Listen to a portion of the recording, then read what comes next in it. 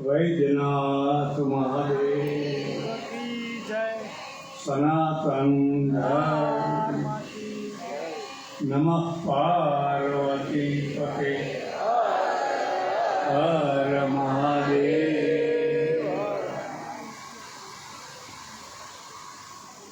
આપણા ગુજરાત રાજ્યના ભૂતપૂર્વ નાયબ મુખ્યમંત્રી ભાઈ શ્રી નીતિનભાઈ પટેલ, આપણા બંને ધારાસભ્યશ્રીઓ, આપણા મેયરશ્રી, ગાંધીનગર સમસ્ત બ્રહ્મ સમાજના બધા પ્રમુખશ્રીઓ,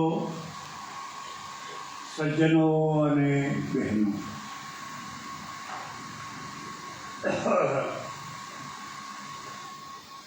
બ્રાહ્મણ શબ્દના ઘણા અર્થો છે. જો તમને અમરકોશ વાંચવાનો અભ્યાસ હોય, એટલા બધા એના પર્યાય શબ્દો છે. દ્વિજ કહેવાય, વિપ્ર કહેવાય, ભૂદેવ કહેવાય, ફલાણું કહેવાય, ફલાણું કહેવાય.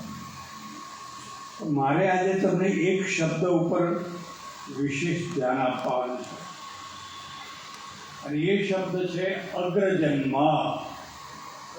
આ શબ્દ યાદ રાખજો, અગ્રજન્મ. અગ્રજન્મનો અર્થ થાય છે પહેલા જન્મનારો. સંસ્કૃતની બહુ બલિહારી છે. અગ્રજ કહેવાય એટલે આપણે રામને અગ્રજ કહીએ છીએ. અગ્રજન્મનો અર્થ છે કે સૌથી પહેલા બ્રાહ્મણોની સૃષ્ટિ થઈ. એ તો જેમ ઠીક છે. એને મળતો એક બીજો શબ્દ છે અગ્રગંતા. આગળ આગળ ચાલનારો, આગળ આગળ ચાલનારો. એક મુદ્દો યાદ રાખજો, સમૂહ છે, જો નેતા વિનાનો હોય સમૂહ તો ટોળું કહેવાય. અને ટોળું છે એ શક્તિ ઊભી ના કરે, અવ્યવસ્થા ઊભી કરે. ટોળામાં અને સમૂહમાં બંને ફરક છે. સમૂહ શક્તિ ક્યારે ઊભી કરે? જ્યારે એને કોઈ નેતા મળ્યો હોય ત્યારે. એટલે એક આગળ ચાલનારો નેતા જોઈએ. લશ્કરની અંદર પણ એક આગળ ચાલનારો સેનાપતિ હોય, રાષ્ટ્રની અંદર આગળ ચાલનારો રાજા હોય. એમ જે સમૂહ છે એ સમૂહની આગળ ચાલનારો પણ એક નેતા હોવો જોઈએ. એને અગ્રગંતા કહેવાય.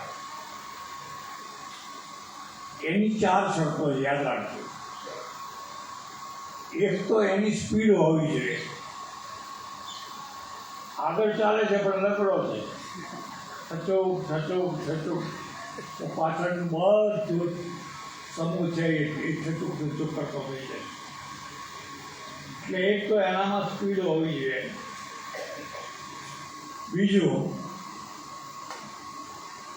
તમારે આખા સમૂહમાંથી કોઈને નેતા ચૂંટવો હોય, સૌથી પહેલાં પૈસાદાર ઉપર નજર જાય. એવી નેતા અને આ પૈસાદાર માણસ છે. આ બધો યાદ રાખજો. આપણી સંસ્કૃતિમાં પૈસાનું મહત્વ છે, હાથનો મેળ નથી. પૈસો છે તો તમે છો, પૈસો ના હોય તો કોડીના છો. અને સૌથી પહેલી નજર જાય કે ભાઈ આપણા આખા સમાજમાં પૈસાદાર કોણ છે. આગળ બે આવો, આગળ બે, ઉપર લાવો, ઉપર લાવો. એક વાર પૈસાદારને લાયા પછી ફરી પ્રશ્ન થાય કે આખા સમાજમાં બળવાન કોણ છે. પૈસાદાર કરતાં બળવાન ચડી જાય. મસલ પાવર ખ્યાલ આવે? આજકાલ એને ભાઈ કહે છે, ભાઈ. Muscle power. પૈસાદારને ચૂપ કરી દે. ચૂપ રહે એટલે પછી બળવાન માણસને આગળ લાવે. બળવાન માણસ આગળ આવ્યો પછી એમાંય પાછો જોવાનું થાય કે આ બળવાન માણસમાં બુદ્ધિશાળી કોણ છે. ઘણી વાર એવું હોય બળવાન હોય ભીડ જેવો પણ બુદ્ધિ ઓછી હોય તો એ ના ચાલે. એટલે જો બુદ્ધિશાળી કોણ છે પછી એમાંથી બુદ્ધિશાળી ખોરી કાઢે.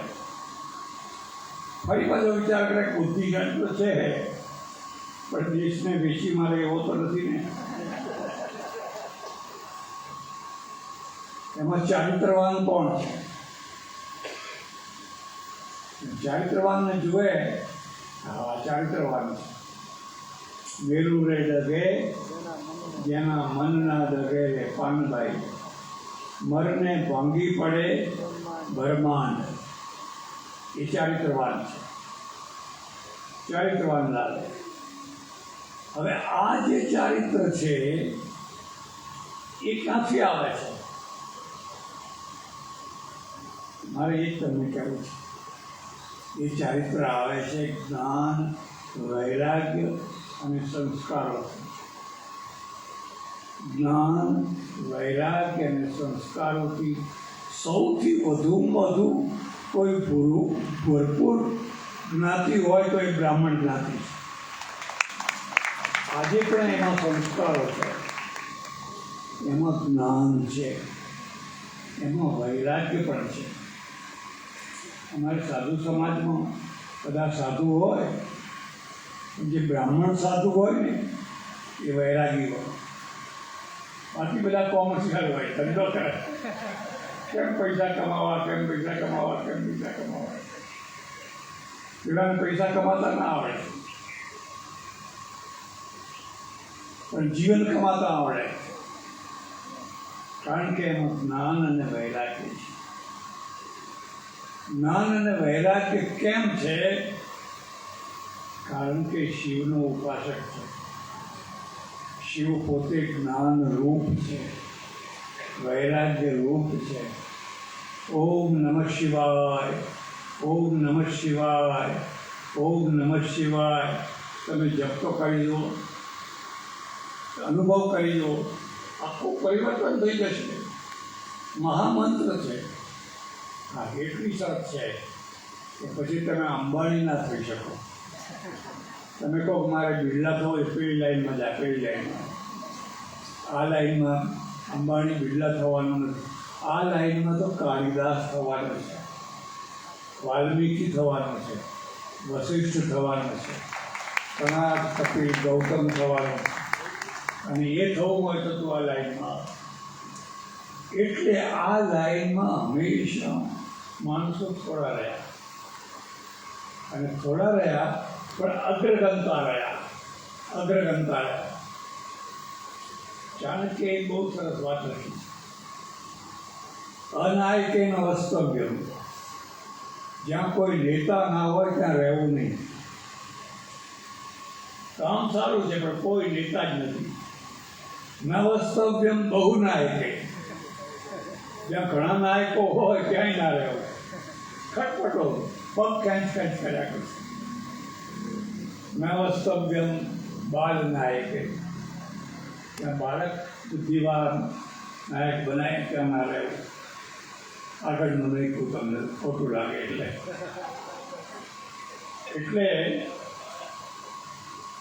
આ નાયક તો જરૂરી છે, કોઈ આગળ ચાલનારો જરૂરી છે. હવે અગ્રગણતાની દૃષ્ટિએ બ્રાહ્મણનું મૂલ્યાંકન કરવામાં આવે તો તમને થોડા ઉદાહરણો આપીશ. આપણો જે સુવર્ણયુગ છે પ્રાચીન, એ ઋષિ યુગ છે. બધા ઋષિઓ બ્રાહ્મણો છે મોટા ભાગે. ક્ષત્રિયો છે, વૈશ્યો છે, પણ વિશ્વામિત્ર ક્ષત્રિય બ્રહ્મર્ષિ થવા ફાંફા મારે છે. ક્ષત્રિય મારે બ્રહ્મર્ષિ થવું છે. બ્રહ્મર્ષિ એમ ના થવાય. વશિષ્ઠ બ્રહ્મર્ષિ છે, અને વશિષ્ઠ ઋષિની કીર્તિને વિશ્વામિત્ર સહન નથી કરી શકતા. આ એક ખાસ વાત યાદ રાખજો. કીર્તિદ્રોહ, તમે બીજાની કીર્તિ સાંભળી શકો છો, બચાવી શકો છો. તમારા નેતા, તમારા આગેવાન, તમારા મંત્રી તો બરાબર છે, પણ બહુ કઠિન છે. એટલે અંતે એમણે નક્કી કર્યું મારે આની હત્યા કરી નાખી. અને હત્યા કરવા માટે એ છુપાતા વશિષ્ઠની પર્ણકુટીએ પહોંચી ગયા. ત્યારે વશિષ્ઠ અને અરુંધતીનો સંવાદ ચાલે.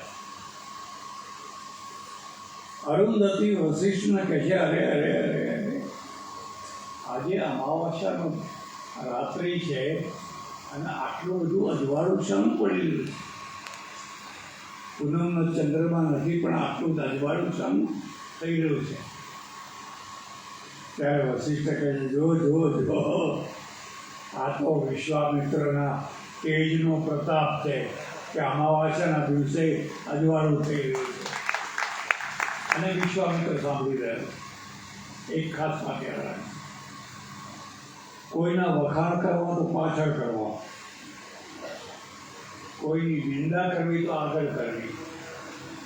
તો આપણે ઊંચું કરી નાખ્યું, આગળ વખાણ કરવા અને પાછળ નિંદા કરવી. એ ઋષિ ના થઈ શકે. એટલે વિશ્વામિત્ર સાંભળી ઓહો, આ વશિષ્ઠ ઋષિ મારા વખાણ કરે છે અને આવીને નમી પડ્યા. એક બીજો મુદ્દો યાદ રાખજો, નમી પડવું એ પણ મોટો ગુણ છે. જે લોકો કદી કોઈને નમતા જ નથી, માથું ઊંચું કરીને ચાલે છે, કાળ એમનું માથું ફોડી નાખતું, રાવણની માથું ફોડી નાખતો હોય છે. વિશ્વામિત્ર આવીને વશિષ્ઠના પગમાં પડ્યો, માફ કરો, હું તમને ઓળખી ન શકતો. ત્યારે વશિષ્ઠે આવો બ્રહ્મર્ષિ, અરે તો પહેલાં કહેવું હતું ને, પહેલાં તમે રાજર્ષિ હતા, પહેલાં તમે બ્રહ્મર્ષિ હતા, પહેલાં તમે રાજર્ષિ હતા, હવે બ્રહ્મર્ષિ થયા. ઋષિ યુગની કેટલીક વિશેષતાઓ હું તમને બતાવું. તમને ખબર છે, વ્યાસજીની માતા મત્સ્યગંધા માખણ છે, પણ વ્યાસને કોઈ ખારવો નથી કહેતો. વ્યાસને કોઈ ખારવો નથી કહેતો. આ ઋષિ યુગ છે. પિતૃવંશ ચાલે છે, પિતૃવંશ. માં ગમે તે નાતની હોય, બાપ બ્રાહ્મણ છે તે બ્રાહ્મણ છે. કોઈ વ્યાસને ખારવા નથી કહેતા. એટલું જ નહીં, બધા ઋષિઓના મૂર્ધન્ય માને. વ્યાસજી હું તો કોઈ ઋષિની એવું માને અને છે માસનનો. આ ઋષિ યુગની વિશેષતા. પરશુરામ જુઓ, પિતા જમદગ્નિ છે, માતા રેણુકા છે. રેણુકા ક્ષત્રિય છે,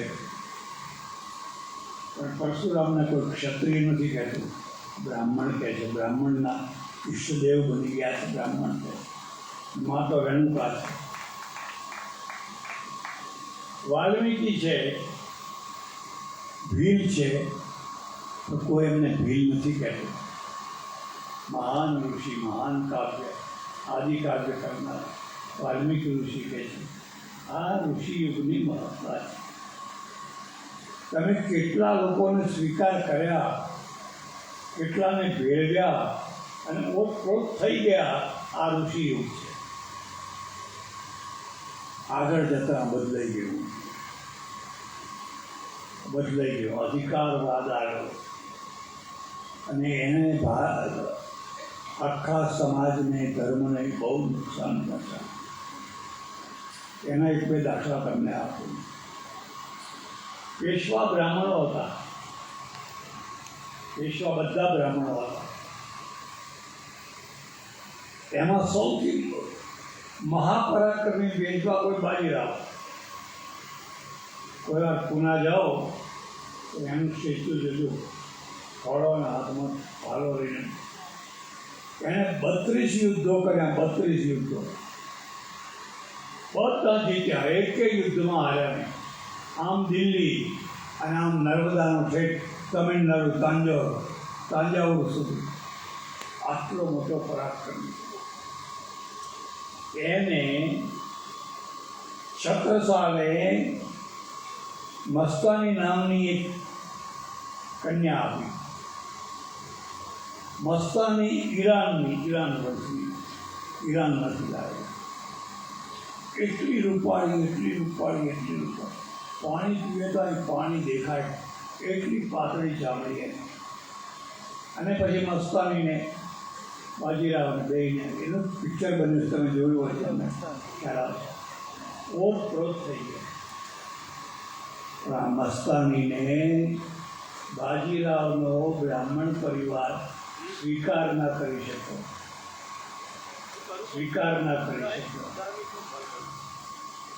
અને સ્વીકાર ન કરવાના કારણે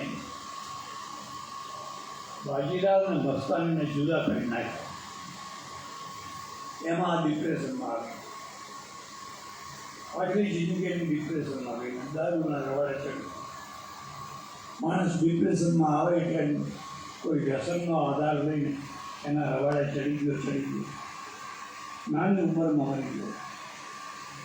બહુ મોટો યોદ્ધા, બહુ મોટો વીર. મસ્તાનીએ પણ એની પાછળ આત્માનો ત્યાગ કરી દીધો. એના બે દીકરાઓ પાણીપતના યુદ્ધમાં મરાયા. એને જનોઈ ના આપી. નહીં, મુસલમાન છે. એને જનોઈ ના આપી. આ પરિવર્તન આવ્યું. પહેલાં આ પરિવર્તન નથી. ભીમની એક પત્નીનું નામ છે હિડમ્બા. બરાબર? હિડમ્બા એટલે આદિવાસી. એના દીકરાનું નામ છે ઘટોત્કચ.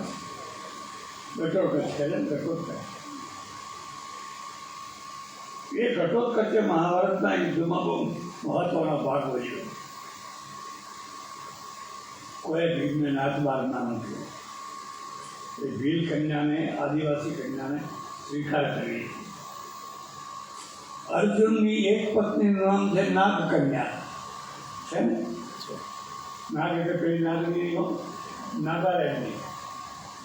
નાગાલેન્ડની સ્વીકાર કરી દીધો. આ ઋષિયુગ છે. પછી અધિકારવાદ આવે. એ અધિકારવાદ વારંવાર નુકસાન કર્યું. પણ હું તમને અગ્રગણતાના 3 ઉદાહરણો આપીશ. જીવનના જેટલા ક્ષેત્રો છે, જેટલી ફેકલ્ટીઓ છે, બધામાં આગળ કોઈ બ્રાહ્મણ છે. ઋષિઓ બધા બ્રાહ્મણ મોટા ભાગે છે. અને એમણે કણાદ, કપિલ, વ્યાસ, વશિષ્ઠ, ગૌતમ, કેટલા ઋષિઓ, કેટલા દર્શનો, કેટલા ગ્રંથો છે. બધા બ્રાહ્મણો છે.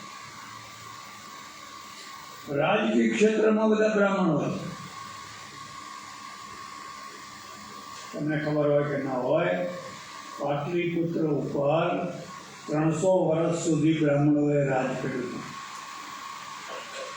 શુંગ વંશ અને કણ્વ વંશ, આ 2 બ્રાહ્મણ વંશ છે. એના ગવર્નરો ગુજરાતમાં રાજ કરતા. એના ગવર્નરો પાટલીપુત્રના. એટલે રાજકીય ક્ષેત્રમાં પણ આગળ જ રહ્યા. આ જે સ્મૃતિઓ રચાઈ અધિકારવાદની, કે આ 300 વર્ષમાં રચાઈ. આ 300 વર્ષમાં આખું બદલ કરી નાખ્યું, પરિવર્તન કરી નાખ્યું.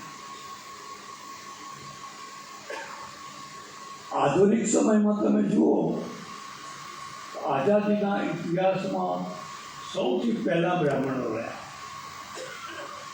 દાદાભાઈ નવરોજી પારસી હતા, એ બરાબર છે. પણ એ પછી આખું કોંગ્રેસનું સુકાન જે સંભાળ્યું એ બાલકૃષ્ણ ગોખલે, બાલ ગંગાધર તિલક, ગોપાલકૃષ્ણ ગોખલે, વિનાયક દામોદર સાવરકર, આ બધા બ્રાહ્મણો હતા. ગાંધીજીએ કહ્યું ગોખલે મારા ગુરુ છે, મને રાજનીતિ ગોખલે શીખવાડી. બધા દક્ષિણી બ્રાહ્મણો. અને અહીંયા ગુજરાતમાં રવિશંકર મહારાજ ગુજરાતના એક મુખ્યમંત્રી થયા, શ્રીમાળી બ્રાહ્મણ હતા. ઓઝા ઘનશ્યામભાઈ ઓઝા કચ્છમાં એમનું દેહાંત થયું. કાઠિયાવાડના લગભગ બધા રજવાડાઓના દિવાન કોઈને કોઈ બ્રાહ્મણ હતા. જુનાગઢનો દિવાન બ્રાહ્મણ, નાગર બ્રાહ્મણ. ભાવનગરના પટણી, પ્રભાશંકર પટણી, ગગા ઓઝા, નાગર બ્રાહ્મણ. આનું કારણ શું? મેં કહ્યું ને, આનું કારણ મુખ્ય 3 વસ્તુ. એક તો જ્ઞાન, ભરપૂર જ્ઞાન, વૈરાગ્ય, લોભ લાલચ નહીં. પ્રભાશંકર પટણીને બીજા રજવાડાઓએ કેટલી લાલચ આપેલી, એને કહ્યું નહીં, મારે આ રાજનો મેં રોટલો ખાધો છે, આ રાજમાં જ મારે રહેવું છે. આ એની વિશેષતા હતી, વૈરાગ્ય. એટલે આધુનિક ક્ષેત્રમાં પણ તમે જુઓ તો બ્રાહ્મણો હંમેશા આગળ રહ્યા. મારું એક પુસ્તક છે, ફાંસીના વરરાજા, બને તો જરૂર વાંચજો. ફાંસીએ ચડનારા 70% બ્રાહ્મણો છે. 70%. એ પછી બંગાળના હોય, મહારાષ્ટ્રના હોય કે પંજાબના હોય, પણ બ્રાહ્મણો બીજા છે નથી એમ નહીં. 70% બ્રાહ્મણો. અગ્રગણતા એટલે એ અગ્રગણતા. જ્યારે જુઓ ત્યારે આગળને અંગ્રેજો આવ્યા, હું એને સારું માનું છું. ખોટી વાત છે, લૂંટ્યા, ખોટી વાત છે. અંગ્રેજો તો એટલું બધું આપ્યું કે આપણે એને ભૂલી ન શકીએ. અને એમાંથી સુધારો શરૂ થયો. અંગ્રેજો ના આવ્યા હોત તો સતીઓ હજુ થતી હોત, હજુ એના જૂની બધી વાત રિવાજો ચાલુ હોત. અંગ્રેજોએ બંગાળમાં શરૂઆત કરી, એટલે એનો પહેલો પવન ફૂંકાયો બંગાળમાં. બંગાળમાં દેવેન્દ્રનાથ ઠાકોર, રવિન્દ્રનાથ ટાગોર, ઠાકોરને ટાગોરે કહ્યો, બ્રાહ્મણ હતા. એમણે બ્રહ્મો સમાજની સ્થાપના કરી. બ્રહ્મો સમાજ એક જ નાથ, એક જ જાત, બધા બ્રહ્મો. હવે આ હલકી ઊંચી છોડી દો, મરી જવાના છો, માટે હવે એક જ નાથ, આખો બ્રહ્મો સમાજ. એ શરૂ કરનારા બ્રાહ્મણ રાજા રામમોહન રાય કાયસ્થ હતા, અને વિવેકાનંદે કાયસ્થ હતા. પણ તો બ્રાહ્મણમાંથી ડિગ્રેડ થયેલા હતા. પહેલાં બ્રાહ્મણ હતા, પછી કાયસ્થ હતા. અને એ સુધારાનો પવન ફૂંકનારા બ્રાહ્મણો હતા. ગુજરાતમાં આખા સુધારાનો સિરમૌર કહી શકાય એવા મહર્ષિ દયાનંદ સરસ્વતી બ્રાહ્મણ હતા. શંકરાના બ્રાહ્મણ હતા. અગ્રગણતા, પથરા મારતા, એમને લોકો પથરા મારતા. અગ્રગણતા, આગળ ચાલનારો છે, નોલેજ છે, ભવિષ્ય દેખાય છે. અને એ સિવાય પ્રાર્થના સમાજના મહાદેવ ગોવિંદ રાણાદેવ,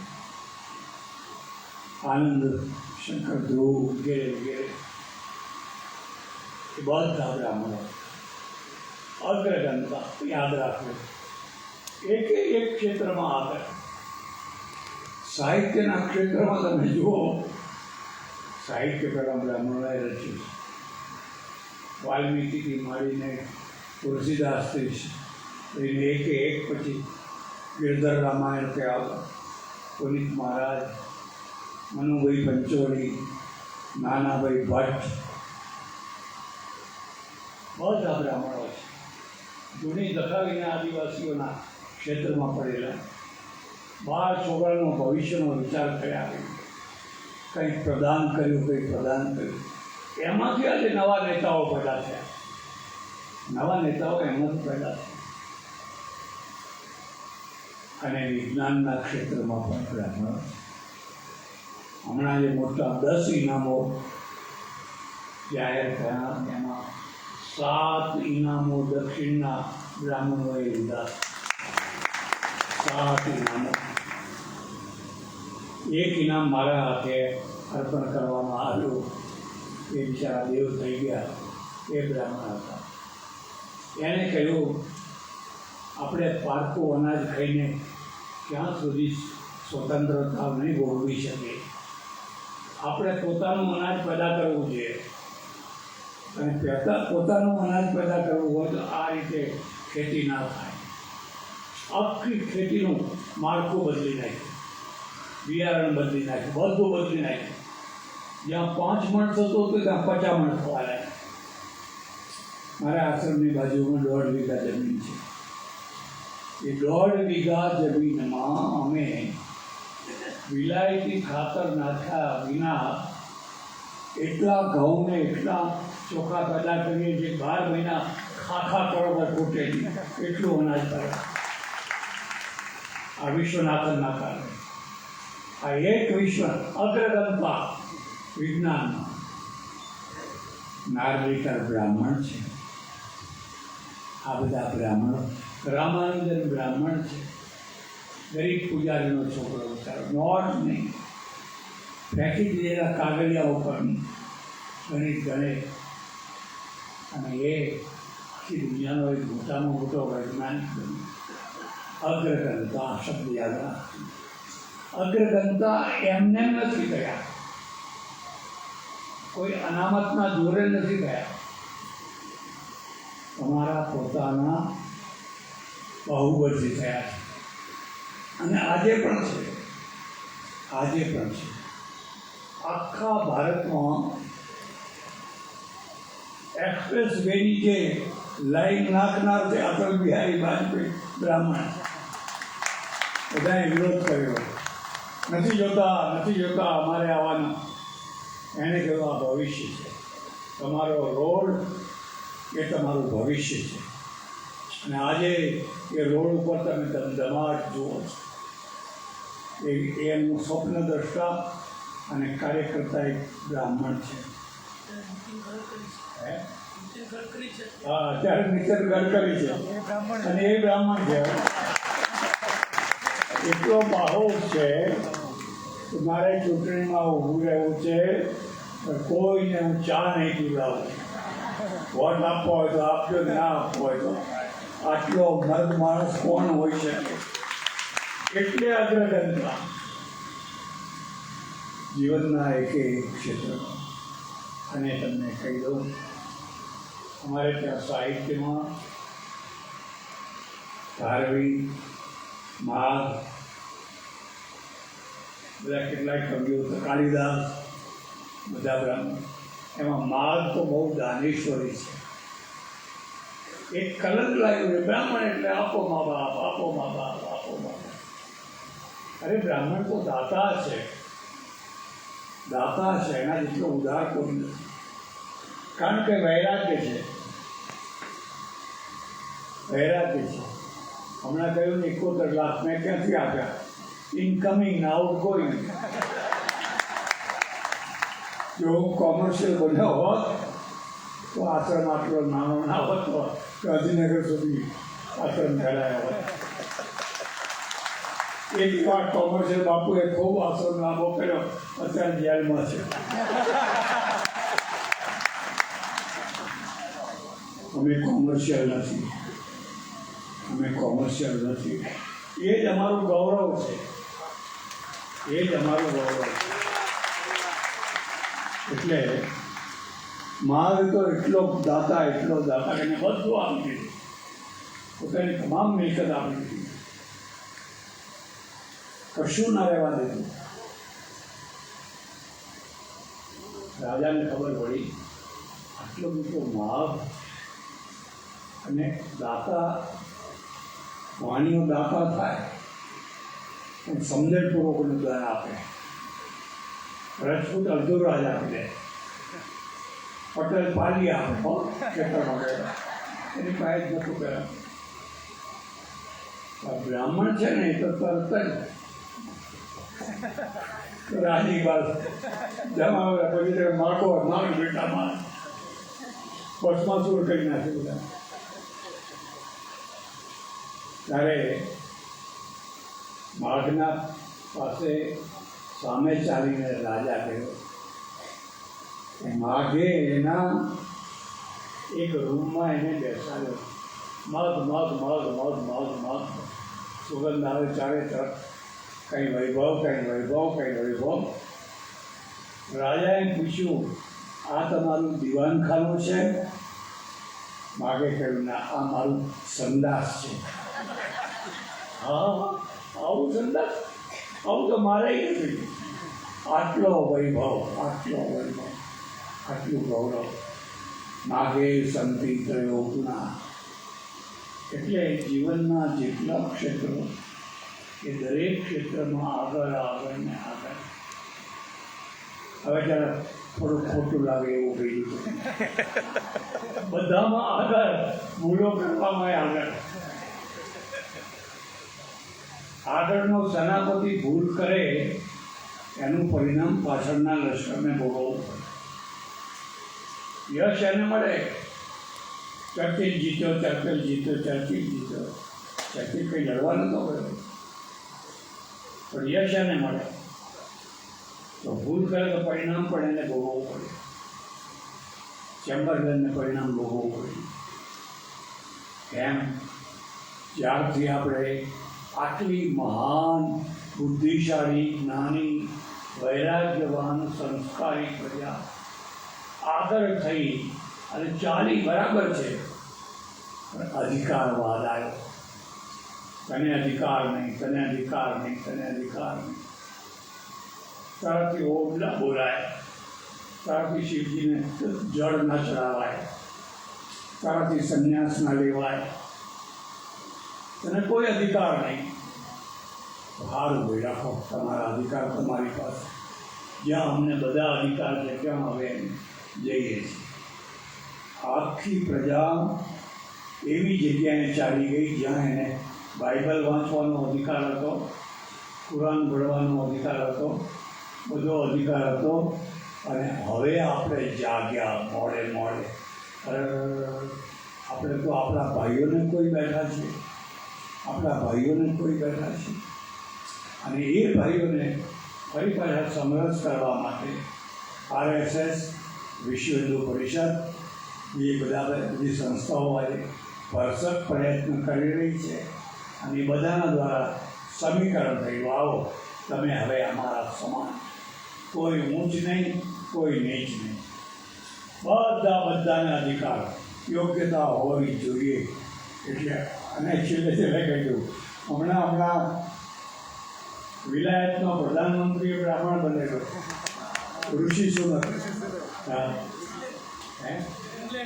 ઇંગ્લેન્ડમાં, એ પણ બ્રાહ્મણ બનેલો. નવાઈ લાગે કે આવું કંઈ બને કે આ બન્યું, આ બ્રાહ્મણ બને. એટલે આ અગ્રગણતા તમે રહ્યા છો, આજે પણ છો. હવે એને દીપાવવું છે. અને એ દીપાવવાના 3 હેતુ છે. તમારામાં ભરપૂર નોલેજ હોવું જોઈએ. તમારું મગજ નથી, યુનિવર્સિટી છે. તમારી પાસે ભરપૂર વૈરાગ્ય હોવો જોઈએ. કોઈ રાજા હોય તો એના ઘરનો, કોઈ શેઠ હોય તો એના ઘરનો. મારે એ 2 રોટલીને 1 દાળ, બીજું કાંઈ ના જોઈએ, બીજું કશું ના જોઈએ. તો તમે રાજાના મહારાજા છો, વૈરાગ્ય હોય તો. અને જો આપો મા બાપ કરતા થઈ ગયા તો મારા પછી સીધું લઈ જજો. હાલ મને યાદ છે, હું રાધનપુરમાં રહું, બહુ ગરીબ સ્થિતિ, બહુ ગરીબ સ્થિતિ.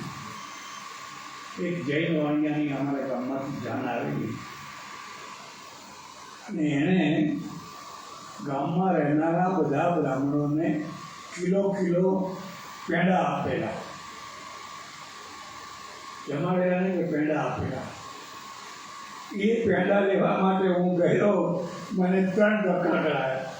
તો પછી આવજો હો, તો પછી આવજો હો, તો પછી આવજો હો. આ સ્થિતિ આપણી ના હોવી જોઈએ. તમારે પાસે મગરૂરી હોવી જોઈએ, ગૌરવ હોવું જોઈએ, કમંડ ના હોવો જોઈએ. એટલી જ નમ્રતા, એટલું જ ગૌરવ, બે સાથે રાખવાના.